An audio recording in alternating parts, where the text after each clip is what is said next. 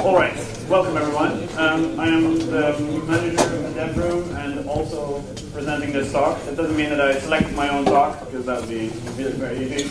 I have a whole panel of people voting on talks, and somehow I selected. So I'll be talking about Alt Theater. It's a project that we've been working on over the past year and a half. And today I want to explain to you a little bit about what we've done so far. Hopefully make some people excited. Firstly, about myself, my name is Walter Heck. I am doing technical stuff at Olin Data. I started the company in 2008, but then I decided that I'm better at technical stuff than running companies. So my beautiful wife is now the CEO, and she does a much better job than I did, and I can focus on the technical stuff. So that works very well. I am a public instructor. I wouldn't normally mention that because it's not something, I don't like bragging, but it's relevant for this talk because we have built the whole thing in Puppet code. So I guess that makes it relevant. My background is MySQL. I've done a whole bunch of MySQL DBA stuff. I started my career 7 years of Delphi programming. Hands up if you like Delphi. That's the only true programming language. No, might be deciding right, but it made me love a whole bunch of functionality that I haven't seen yet in many other programs. I love open source, which is also why I'm standing here, and I've been in IT for almost a decade now. While I was writing that this week, I was like, oh, God, it is what it is. So first up, the problem that we saw. So there's many new tools. Every morning you wake up and there's a mentioning of a new tool that you want to look into and that you want to start using, etc., etc. But time is limited, and so is your brain, so that's not possible. However, over time, we usually see a good number of tools that become sort of best practice and turn out to be working together quite nicely. However, as that stack of tools grows that can manage parts of our infrastructure, so grows the time that we are investing in managing the infrastructure to manage our infrastructure. Puppet is really nice, but now you're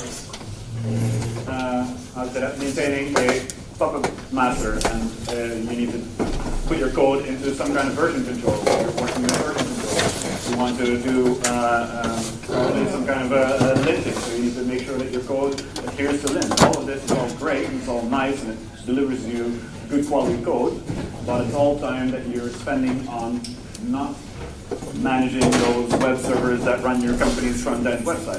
That is what you actually hired for. And this has a tendency to get a bit out of control if you're not careful about it. So I see more and more time is spent on managing these tools. Is this microphone working or is it dropping out? Yeah. Now we've had problems all day. The second part of the problem is that you're managing a Red Hat infrastructure, you're managing a Red Hat infrastructure, and I'm managing a Red Hat infrastructure. A lot of the things that we're doing are actually the same.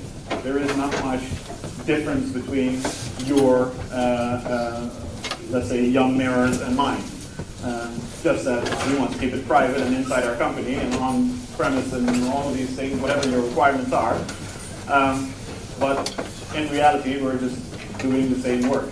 And I don't particularly like doing work that other people also do. So we started thinking about this. We all want centralized logging. It shouldn't be something that you have to think about and you want to set up infrastructure for. Obviously, the larger the infrastructure that you have to manage, the more you have to think about these things. But let's say sub 100 servers, you don't really want to think about what do I need to do to get centralized logging going. You just want to do it. So we saw these problems in practice because my company, we do consulting, so we go from customer to customer, and we see that. Maybe we should turn off the screen saver. It's not my laptop because my laptop I cannot use it because it doesn't connect, etc.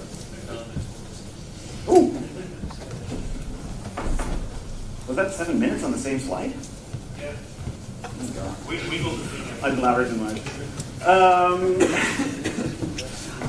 Yeah, so doing all these consulting projects with different companies, we saw over and over, we kept doing the same thing. You know, this can be sped up. So we started thinking about, okay, what if we come up with a stack of these tools that we keep using over and over. We convince our clients to use that tool stack, or convince us of reasons why they shouldn't use that specific tool and should use something else. And we worked on making a well-integrated solution for the basics of infrastructure management. And so was the idea for FOSDEM was born. So the idea is that we are using Puppet to stitch together a bunch of other tools. In this case, we have, because we're managing our infrastructure with Puppet, we are also in need of some kind of version control. Lots of companies, unfortunately, are still scared of not on-premise. So GitLab seems to be a good contender. They are making really awesome software really quickly, you know, unless you're on gitlab.com this week. But for those who didn't laugh, that you either have no sense of humor or you didn't know, there was no. They managed to drop their production database, and all of their 5 backup sources were not working. So they had a bit of a few sleepless nights. Either way, on-premise GitLab, coupled with the CI, the continuous integration solution from GitLab, works really well. I have a session about GitLab CI tomorrow morning at 10 minutes to 11 in the testing and automation room if you want to see what it does.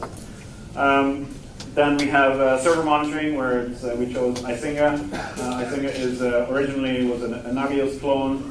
By now, it doesn't use a single line of Nagios code anymore, but it's still compatible with Nagios, and it seems to be quite a popular server monitoring tool. Then centralized logging, we have the Elk stack. I think they are trying to get us to call it something else, but I think that everybody by now knows it as the Elk stack. Elasticsearch, Logstash, Kibana. We added Grafana with that because it's, I'll show you in a minute. And on the front, FileBeat to push logs to Logstash. And then last but not least, chatouts. In this case, we chose Mattermost. Mattermost is an open source Slack alternative. They have been doing really nice things as well in the past 2 years. Mattermost comes integrated with GitLab, so if you're installing a community edition of GitLab, it's literally a matter of one configuration parameter, and you are up and running with Mattermost. Surprisingly, that was not another 7 minutes. It was 4, I count. Surprisingly, communication in many companies is the source of many problems. So maybe I'll just use actual keys. Maybe that works. Surprisingly, communication is the source of many problems in many companies, especially as they grow larger. And a surprising amount of people have not jumped on the Slack, HipChat, whatever bandwagon. Mattermost is a nice, cost-free, easy entry solution to get that going. And just creating a room called engineering that anyone from any team that's interested in engineering can join can do wonders. We've seen this in a number of our clients where all of a sudden people started communicating, and before it was, we'll submit a ticket to the networking team, and you know how this goes. Not very nice. But so just providing a low barrier place for people to communicate is quite useful. So that's why chatouts is a part of those fundamental pillars of Zero. We are all supposed to be experts on one or more of these topics, so why not share our knowledge and make things together so that we all benefit from the standard open source. How does this look in a picture? This picture doesn't actually name products, but it is very easily one-to-one mappable to products. So we have orchestration and provisioning is Puppet in our case. At the bottom layer we have your infrastructure, it doesn't really matter what kind of infrastructure it is. Obfuscator is the part that comes in after you have your operating systems up and running, because you need a Puppet agent installed in order to start configuring stuff. That's kind of the level where we come in. So you have your infrastructure, and then we use Puppet here in the middle. Puppet here in the middle for configuration management, some orchestration. We're currently researching putting Ansible in for the orchestration part. Your Puppet code lives in version control. This is GitLab. Whenever you check something into version control, it automatically triggers a build in GitLab CI to check if everything is fine. If GitLab CI, for instance, finds a problem, it automatically posts a message in your Mattermost room saying, hey, this build is broken, so that everybody who's interested in it can see. We have our monitoring solution here, Isinga, which monitors all the infrastructure, and we have centralized logging and analysis with Logstash, Elasticsearch, and then Kibana and Grafana as a GUI for that. So the point is that all of these tools are not made by us, and I don't want to be spending time on making these tools. The point is that we make this set integrated nicely, so that you don't have to go and spend a ton of time on setting up your Elasticsearch, your Logstash, and make sure that it all logs to the right place, and et cetera, et cetera. So the vision is to have a combination of publicly acknowledged best practices open source software. I was considering putting enterprise backed in there because personally I think it's quite important that if you're using open source tools in a company that's larger than a few people, at some point somebody is going to say, I want to pay for support.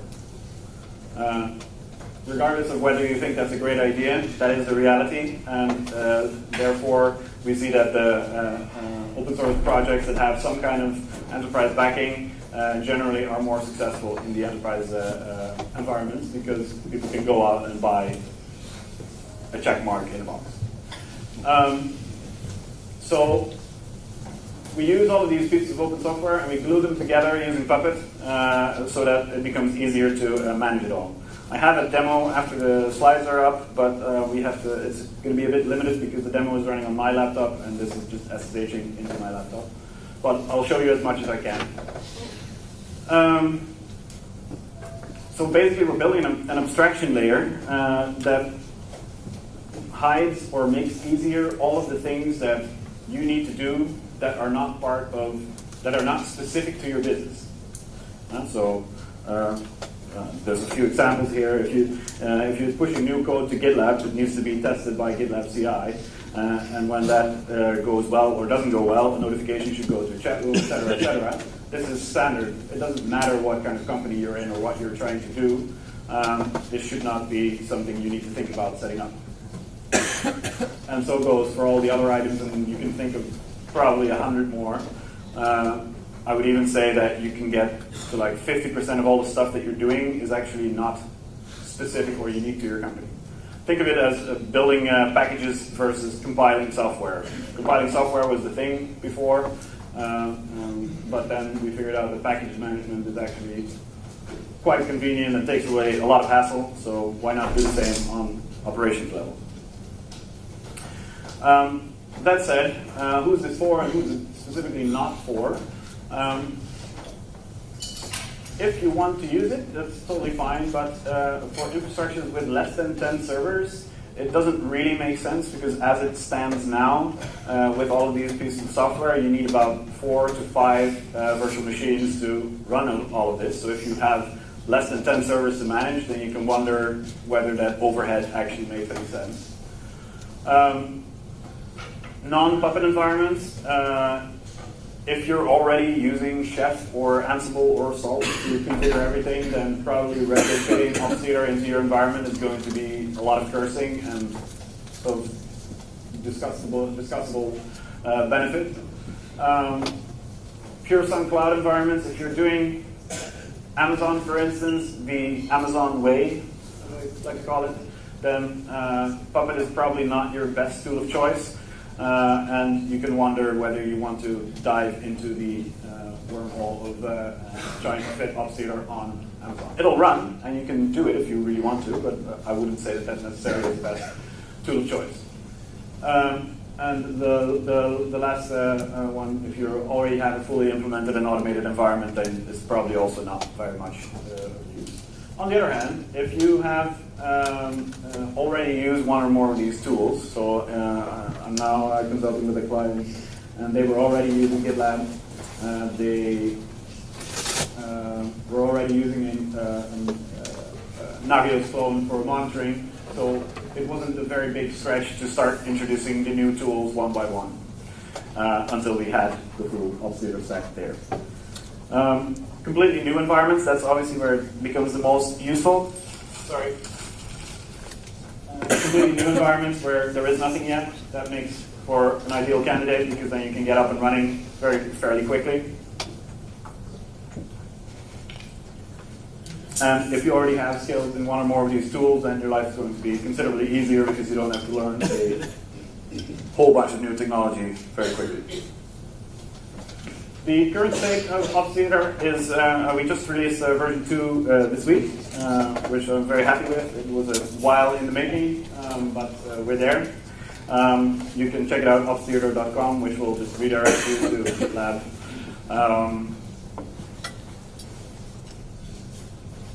The new things in version 2 is that it is easier to get started. So before you had to do a whole bunch of stuff to even check out what it does. Now you can just git clone, go to the right directory, and call the right vagrant up command and wait 45 minutes because it takes a while for a puppet master using the foreman and using MySQL and GitLab and all of these things to get installed, but it does work without interaction. We have started to move towards smart parameters in the foreman as opposed to Hyra. Somebody mentioned it in the questions after the last talk. Hyra is really nice, but if you have large infrastructures, it gets fairly complicated. And the other thing we found is that very often you have people in your operations teams, especially if you have application administrators, they don't want to learn how to git commit, clone, pull, branch, merge, whatever. They just want to make sure that, I don't know, this application points at it, or the load balancer points at a different URL, whatever. So using the foreman, that becomes a bit easier. Basic stuff like SMTP and LDAP, if you want to use them, you have to fill them in, out in one of the config files and throughout the whole environment. All of the tools will be configured with LDAP and SMTP. That sounds like basic stuff, but again, this is stuff that we are all doing that shouldn't be specific to our environment. The address that you want to be using, yes, that's specific. The Active Directory group or the LDAP group that you want to be using, yes, okay, that's specific. But the fact that you want to be able to log into GitLab using LDAP, that's not unique for your environment. It's basically the first version where we have basic integration for all the tools that we have. And now it becomes a matter of making it more smart. Where can we add more integrations and more things? We're thinking about, for instance, a Grafana dashboard that automatically shows groups of servers and automatically creates graphs when you add a new server to your infrastructure. It automatically shows up in Grafana. These kind of things are up for the next releases. So that's the road ahead. We've just, in one of the deployments, we've enabled Mattermost notifications from Logstash. So Logstash has a Slack API. Mattermost has a Slack API. Logstash has a Slack output. So you can enable a Logstash output for certain log messages so that they show up automatically in your Mattermost chat rooms. Very basic stuff, but let's say a failed Puppet run, you want to know about it, or maybe you don't, and that's also fine. So we're playing around with that. More chatbots, more interactive chatbots. So a bot where you can say, show me this Grafana dashboard for that server. Give me a Kibana URL that automatically takes me to all of the queries regarding XYZ, that kind of stuff is coming up. Package management, we found out that in the deployments that we've done so far, almost everybody wants to use on-site Yum repositories, not the public internet Yum repositories. So either Catello or some other way to make it easier to have your own package version. Easier deployment. Someone in our company has been working on Packer and Terraform stuff to be able to Terraform into whatever cloud or infrastructure you want. Security scans, the Foreman has a nice plugin for OpenSCAP, so that's in the plans. Backups, I'm not sure about. I'm welcome to hear your ideas about that later if you have them. Whether backups is something that is generic enough to have an opinion about, because most companies that I've seen already have a certain backup solution in place, and I don't think that, I'm not sure whether it is a great idea to automate that into Opseder as well. So that is the road ahead. How can you help? First of all, just try it out. If you want to bring up the full stack, I warn you, it takes about 12 gigabytes of memory. But there is a Vagrant environment for it.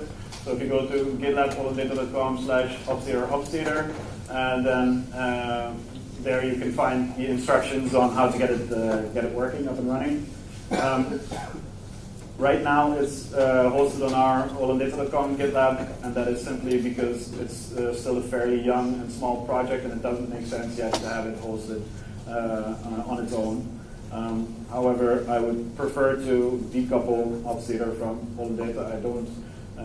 We don't intend to ever make money off of this other than selling services or something like that, but the code itself will always be open source, because I don't believe that such a project lends itself to proprietary code or proprietary add-ons.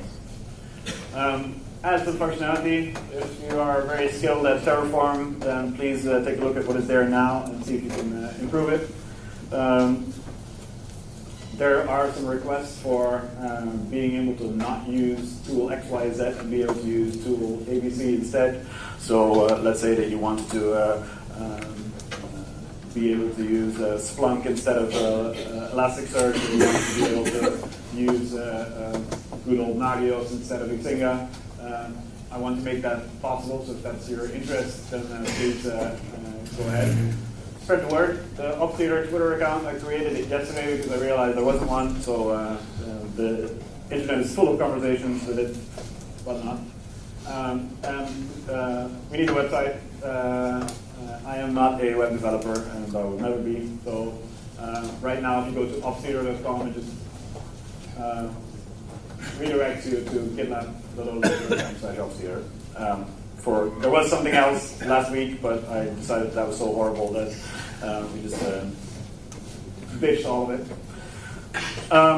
So in short, any help is welcome, even if it's just bitching or coming to me after this session and telling me that you like it or you don't like it, or you have different ideas, or you're doing something similar, or we can work together, etc., etc. Very open. And then I was going to use the rest of this time for a demo. However, this is going to be a bit more challenging. We'll give it a try anyway.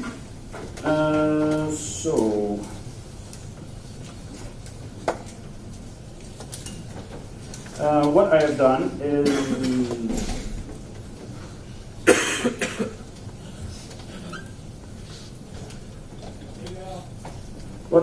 here is this is a Git clone of the Opseder repository. Bigger? Yes, bigger.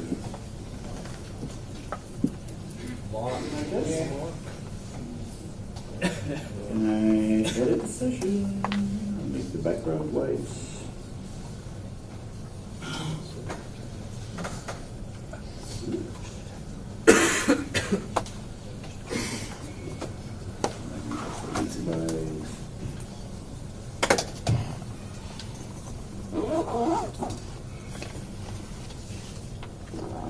It's easier to read.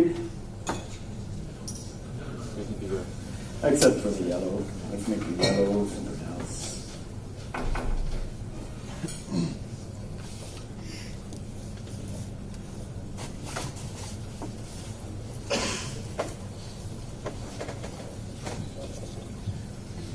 That didn't change my yellow.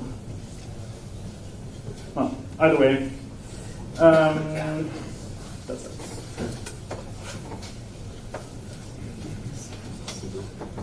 And then you can sit back.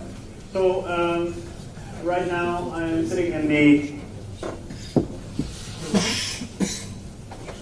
top directory,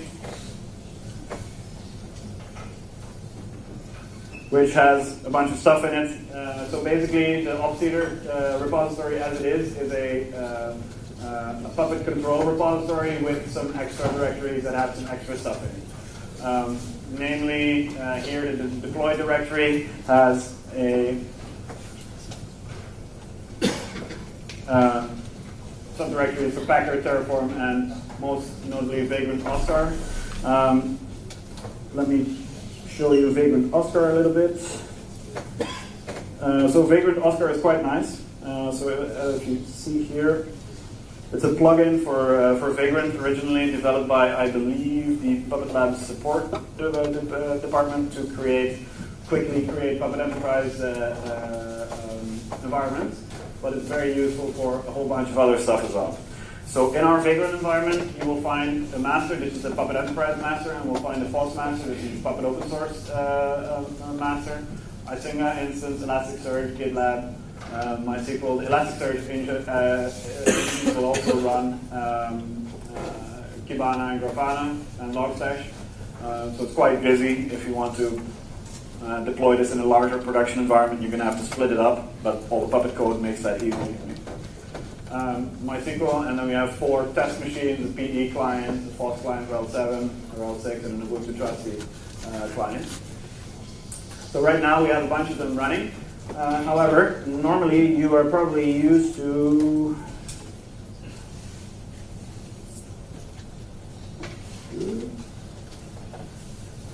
a Vagrant file that has the whole definition of all of this stuff. You won't find that here. What we do is we set some environment variables that we'll use somewhere down the line. And then here, this is the Vagrant up command. So we load some Oscar config and then do a Vagrant configure with the config that comes out of Oscar. And to show you what Oscar can do, it's quite nice.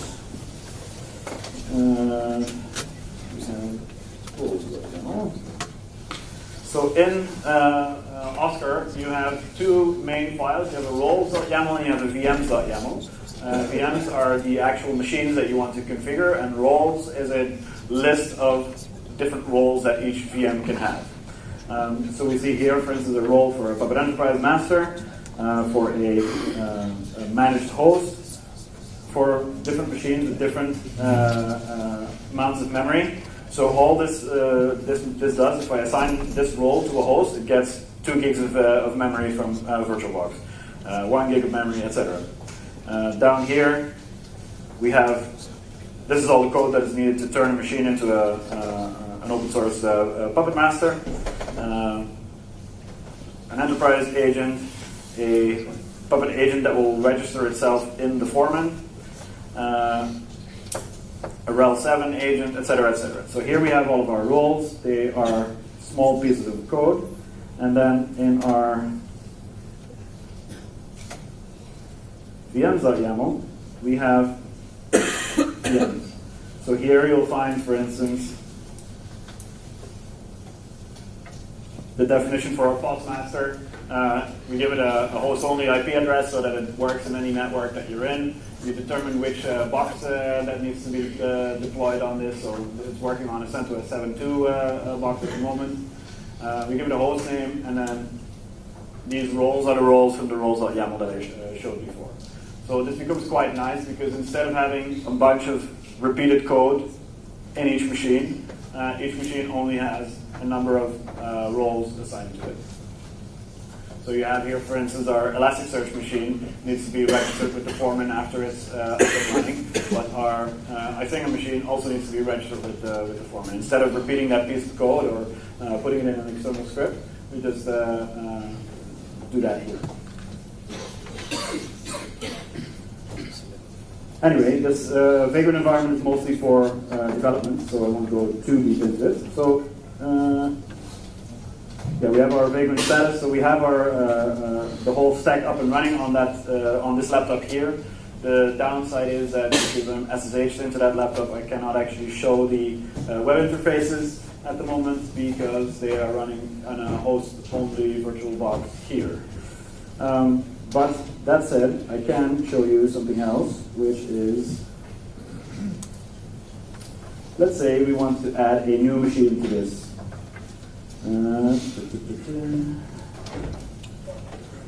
So imagine that if you're in a production environment, you wouldn't do this with Vagrant, but you'd bring up what I'm doing right now. You would be doing this in, I don't know, VMware or whatever your infrastructure management is. So let's call this FOSS client FOSDEM.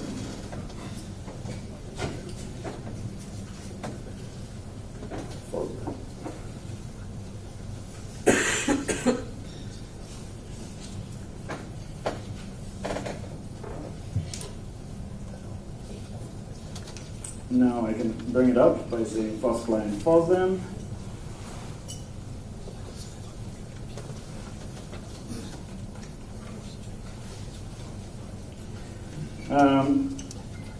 So while we wait for that to finish, here on our Puppet Master, I cannot actually show you the foreman because of things. But I can show you that right now we have a bunch of certificates. So we have our Elasticsearch machine, our FOSS, one of the test machines, GitLab, Isinga, the Puppet Master itself, and a MySQL machine up and running. And after this is finished running, you log into it, and then it will show up here as well. So it will automatically be, this machine will automatically be registered in our Puppet Master. You'll see in a minute, you'll hopefully see it automatically get the Isinga client installed, and it registers itself with Isinga. It starts FileBeat and starts automatically sending logs to Logstash. So all of these things are things that I don't want to necessarily be thinking about. Vagrant is very colorful with its output, and we are going to need one more.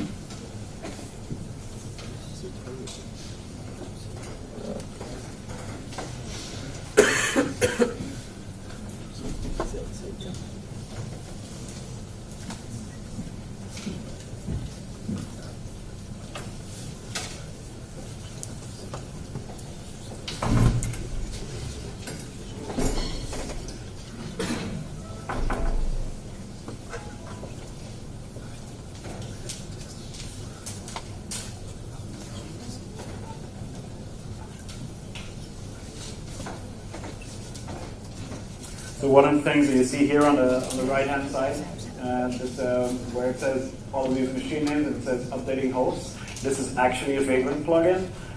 So the Vagrant Oscar comes with a plugin where it is able to insert etc hosts records on all of the machines that are already running inside the same Vagrant environment. So if I go on my Puppet Master now here,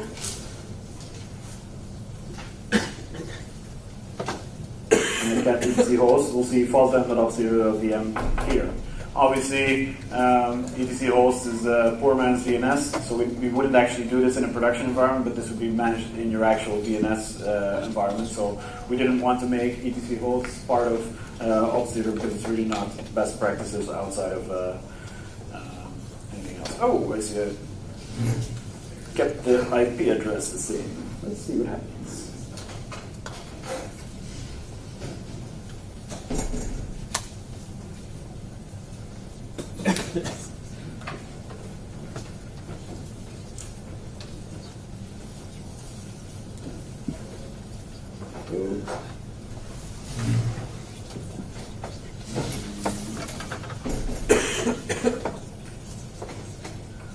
client rel 7, so we'll destroy the other machine so that we don't get an IP conflict.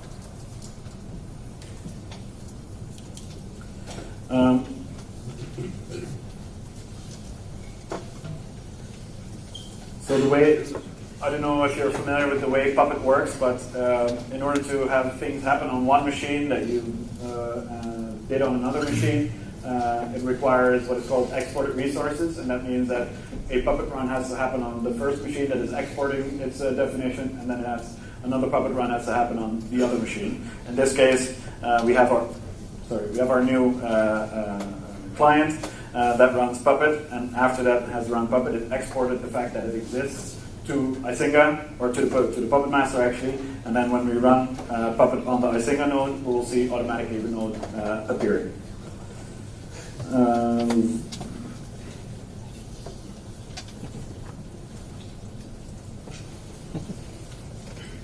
Now we should be able to get into this thing.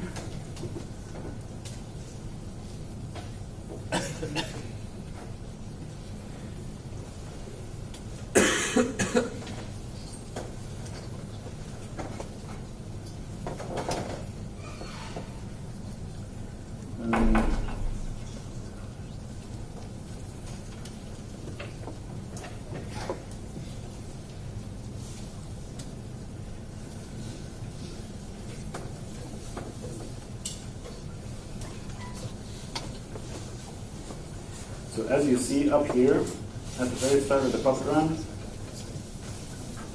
cannot because the message is closed on. At the very start of the Puppet run, you'll see an error message saying, hey, I don't know this machine, because when this machine first connects to the Puppet master, it says, hey, I've never seen that machine before. But because of the way the foreman is set up, it automatically registers itself. It just doesn't get any configuration yet. So as you see here, it's immediately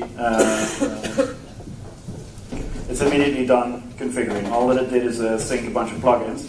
But if I run Puppet Agent, it didn't actually sync any plugins. Normally, I would show you here in the web interface of the foreman how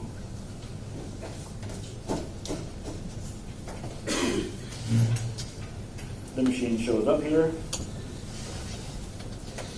But for now, you'll just have to believe me or try it yourself.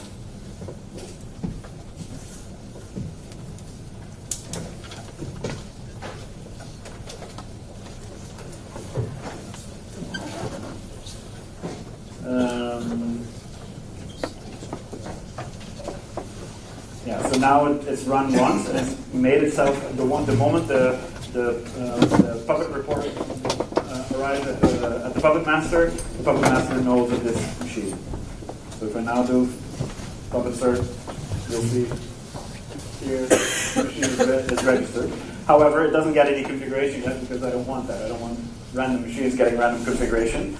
So what I need to do is go into my foreman instance and assign a class to it. I'll just assign a basic class to it.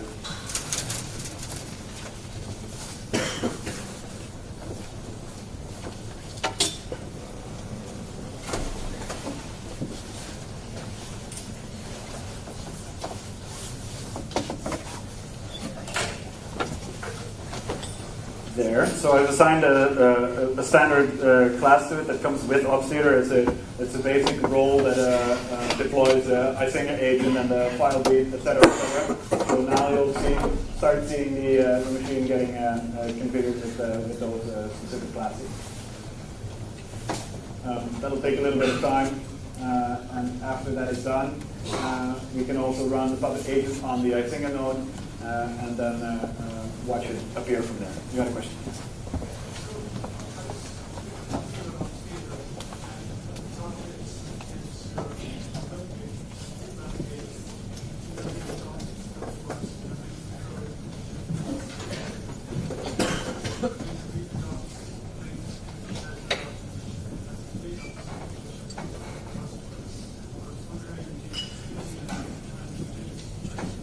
Yeah, So the thing is that the question is, if you search for Obsidian on Google, you will find a GitHub repository that has nothing in it.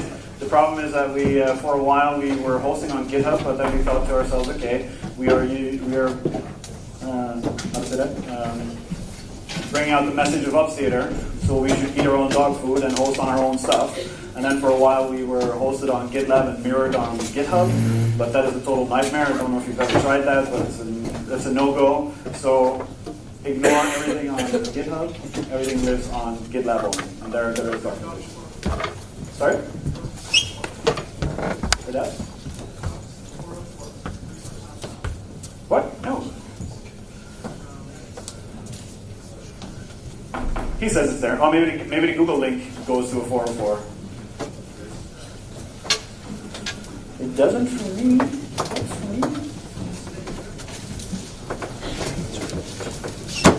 Yeah, or you need to look at the files that are in the docs repo. Anyway, yes, thank you. Issue, submit an issue and we'll fix that. The thing is that we've just released 2.0 this week, so some of that stuff still points to an older version. Probably that is a link to 1.7. Anyway, our Puppet run here is finished now, and you'll see that if we scroll up a little bit, oh, you have your scrolling set the other way than I have. So you'll see that it exported a bunch of, created a bunch of endpoints. You'll see up here that it created some other Icinga stuff. The filebeat.yaml you see here, it's all being created. So now, if we go on our Icinga node and we run a Puppet agent here,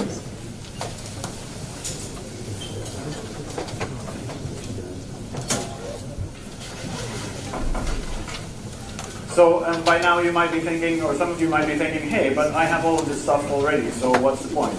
The point is that all of this stuff that you're seeing here is not specific to any environment, and therefore anybody can use this. And if you start thinking in that abstraction layer where anything that's not specific to your environment you put into Obsidian in this case, you will arrive at a much cleaner configuration for the stuff that is specific for your infrastructure. The last couple of environments where we've deployed this, the Puppet code that is specific to the environment of that specific environment, that is actually very little compared to all of the other stuff. So here you see the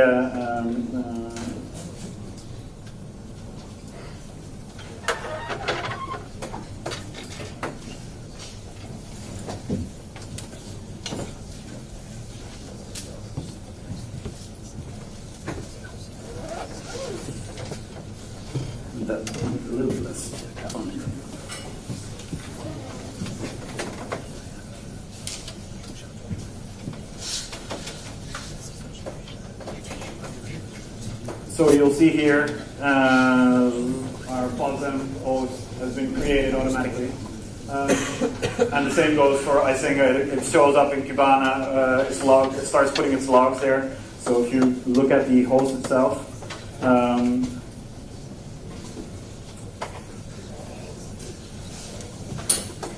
we can see that depending on what is on the host itself,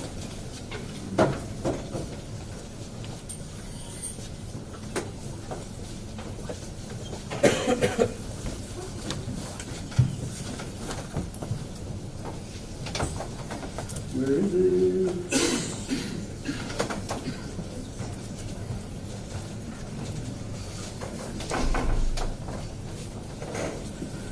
So it starts, for instance, putting its Icinga logs to where is it?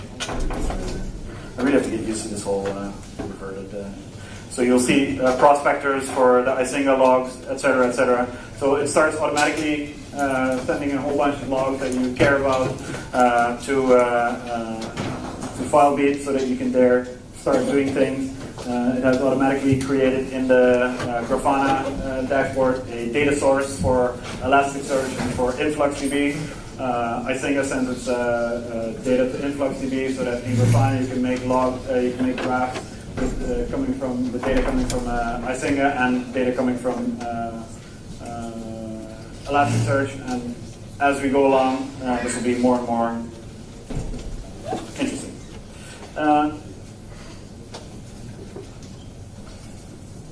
I think that's it for now. I see that I have 5 minutes left. So let's go and see if anybody has a question. Does anybody have a question? 0 questions. Awesome.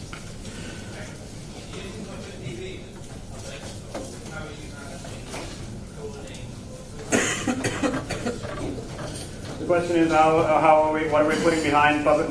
At the moment we're currently using PuppetDB. PuppetDB, there's also a plugin for the foreman, so you can check from the foreman what is in the PuppetDB. It works quite nicely together. So there is also some Postgres in there.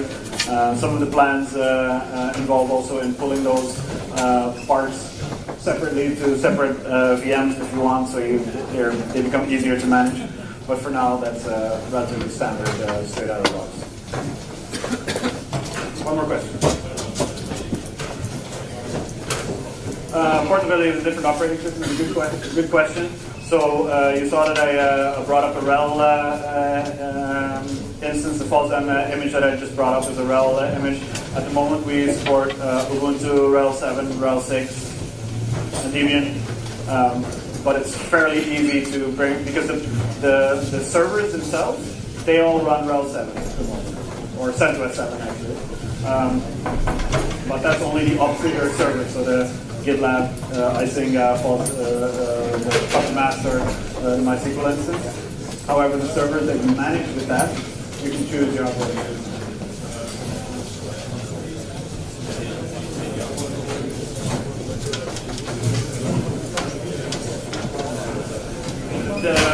To be honest, I haven't had a machine that is not Linux in my hand for quite a long time. There are some Windows machines that we'll be adding in one of the deployments that we have. So at that moment, we'll probably have some role or a client for Auxiliary to have things like file readers, the Windows system model, to register it with ICIGA. It will never be as fully integrated as Linux, I imagine. Sorry guys, if you're leaving the room, that's totally fine, but can you do it quietly because people still have questions? That's the technical manager speaking, not me. Sorry? Staging. The question is if there's any staging environment for this. So what I showed you now is actually the development/test environment for testing Obfuscator functionality itself. The point is that all of this brings up a control repository, and then there it's up to you to bring up a test environment and connect test machines to either the basic, the Puppet Master that comes included, or even bring up a second Puppet Master, which is also totally fine.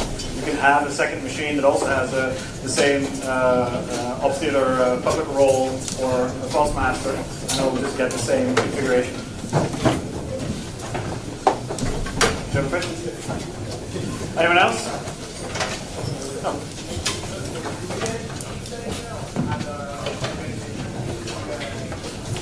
I was really hoping that people would get feedback here, because so far we haven't been really speaking in public about it, because until now it wasn't really something I would recommend other people to use, and now we're getting to a point where it's really adding benefit for other users as well. So I would love to get feedback.